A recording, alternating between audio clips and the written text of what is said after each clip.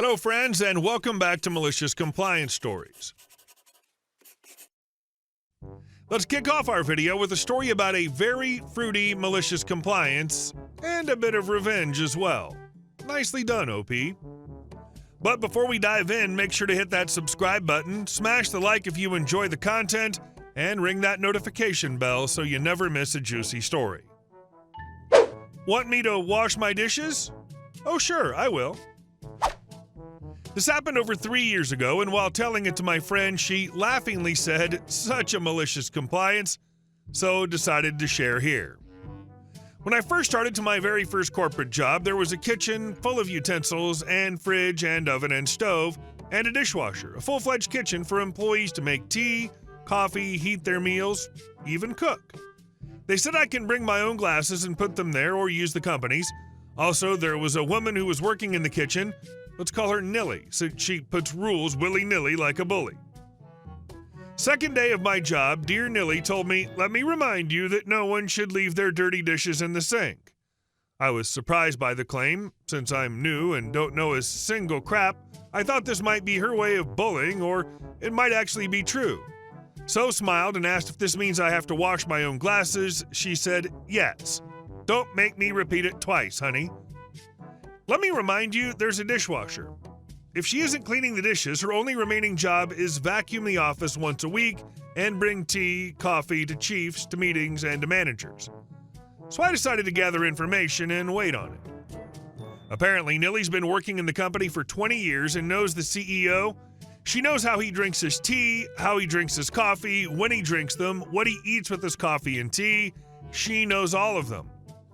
If I know one thing, that's never fight a fight with the person who knows how your boss likes his coffee, especially if you're replaceable. So fight was not an option. Cool. I also learned that once a week, CEO brings a bag of fruits to the kitchen to share in the company. Apparently, he has a fruit garden and goes out there for weekends, and she'd take fruits to her house at the end of the day. Old employees knew that. They would take one or two in the day. That's how I learned this. She said to me I can get one from, but it's hers. So I refused the first-time offer, thinking she bought it, then learned that it was brought by CEO.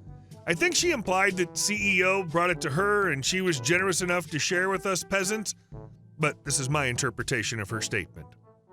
One thing about me, I look young and naive. I look dumb, as if there's some missing component in my brain. Cue malicious compliance.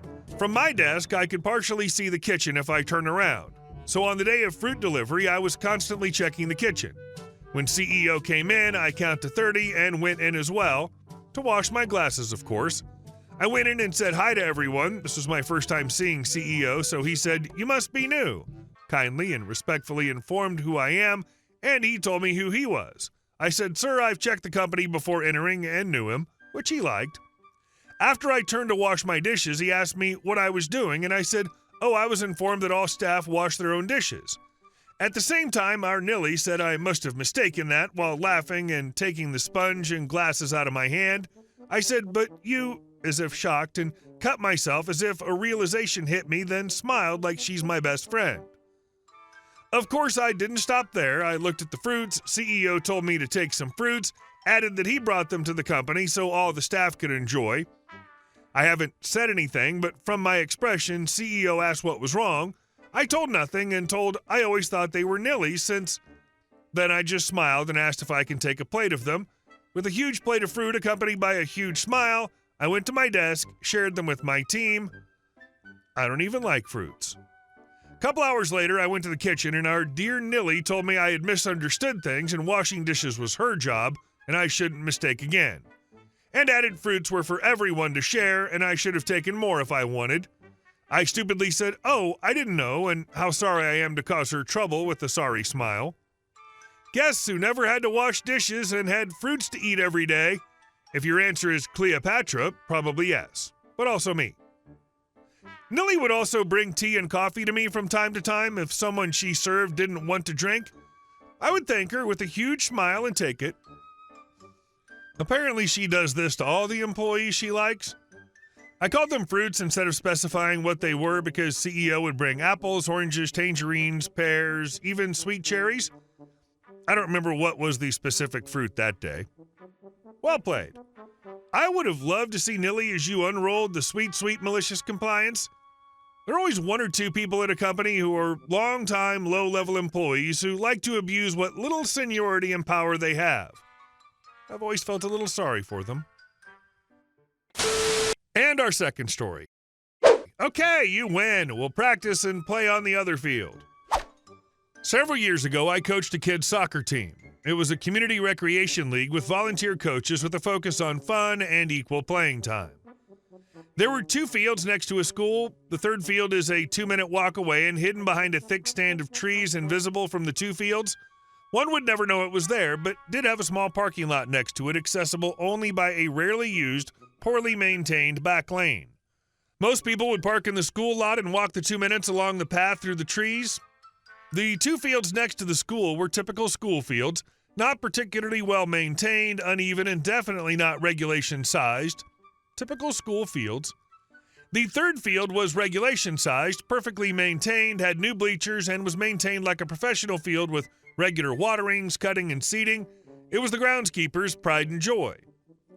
It was the first day of a new season, and my team of 10-year-olds, the Brown Pandas, our t-shirts were brown with pandas on them, showed up for our first practice. Except there was another team on our assigned field. A team of talented players with matching socks and shorts, were all wearing cleats and in their late teens. I approached the coach and explained that he was on our field and that his field was a 2-minute walk away down the path. He politely told me to take a hike, he was there first, and that was that. So not looking for a confrontation, I took my team to the really nice field. The parents had bleachers to sit in. We had a great time on the big boy field. After the practice, the groundskeeper convener asked me why we were practicing on this field. I told her what happened with the other coach. She told me she asked the other coach to switch fields also.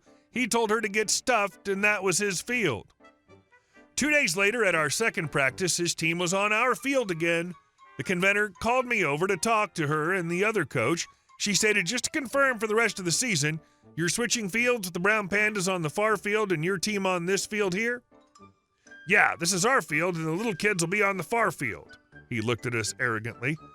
Fine by me, I stated, grabbed my big net sack of balls and trudged over to the professional field. 2 glorious weeks passed when, during practice, the other coach came over with his team and saw our field. He approached me and told me that we needed to switch fields. I laughed in his face and said, go get the convener over here so we can discuss. I turned my back on him and probably did something like tie a kid's shoe or dry some tears. Remember, they were 10 years old. His team started trying to use our field. One of the Brown Pandas was scared of the bigger kids and started crying. A couple of parents stepped in and started shooing them away before one of the 10-year-olds got hurt. He returned with his entire team and the convener. She was beaming. She asked him if he remembered our conversation of 2 weeks ago. He started to argue. She told him that we were keeping with the terms of that agreement and to go back to his own field. Go on, scoot, I remember her saying. We had our first game the next week. All the Brown Panda parents were in attendance watching their children playing soccer on a beautiful field with semi-comfortable seating and a working scoreboard. As we left, we walked by the other team playing on a muddy, undersized field. They eventually changed their game dates and times so they could use the big field, but had to practice on the old field. The Brown Pandas never had to set foot on the older field all season. Oh no, don't send us to the Briar Patch. It's so far away and we can't see it from here. It'd be a shame to play there. And our last story. Reported my neighbor to our HOA. So here's the situation. My fiance and I just bought our first house, and we're still getting the hang of what's considered the norm when it comes to dealing with neighbors and HOAs. We live in a gated community about as far out as you can get while still being in town. Our place sits on a couple of acres, and the neighborhood's known for its strict HOA rules and a significant deer population. There are clear guidelines about not feeding the deer, which makes sense given how they can wreak havoc on landscaping and attract other wildlife. Despite this, our neighbor has had a deer feeder set up in their backyard for quite a while, and it's positioned fairly close to our yard. As a result, our yards have become the deer hotspot of the entire neighborhood. Don't get me wrong, I'm not anti-deer. In fact, when we were house hunting, the idea of seeing a few deer around seemed pretty cool. But this situation has gotten out of hand. The constant influx of deer has virtually destroyed a decent portion of our landscaping, and I'm seriously worried about our dog getting hurt if he tries to mess with one of them. To make matters worse, there have been recent bear sightings in the area, and I've read that feeders can attract bears too. The last thing I want is for our yard to become a bear hangout on top of being a deer hub. I've discussed this with my neighbor multiple times. Each time they've either brushed me off or launched into a sob story about how their kids love watching the deer, especially since they've been stuck at home due to the pandemic. I get it. Kids need something to brighten their days. But at the end of the day, these deer have caused significant damage to our backyard. Well over $10,000 in destroyed landscaping and plants that we spend time and money cultivating. They're getting way too comfortable around our dog, and it's getting riskier by the day. During our last conversation, I made it clear that if they didn't do something about the feeder, I'd have to call the HOA. I wasn't bluffing, and I made that very clear. But when they didn't stop, I followed through and called the HOA. Apparently, the HOA came down hard on them because I've since received multiple voicemails from my neighbor accusing me of being a monster. She's been going on about how I'm a heartless bee turd for taking away her kid's only bit of joy. She's also furious that I went to the HOA instead of talking it out, saying that neighbors are supposed to stick together against the HOA. Personally, I always thought that the HOA was supposed to be the neighborhood sticking together, and I'm paying almost $200 a month for it, so what's the point if we're all going to just ignore the rules? In the end, I stand by my decision.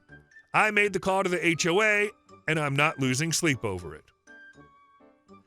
It was causing damage, and the last thing you want to do is attract bears into the area. Your neighbors doing this can cause a very bad domino effect to happen. I think you have every right to be concerned and try to stop it.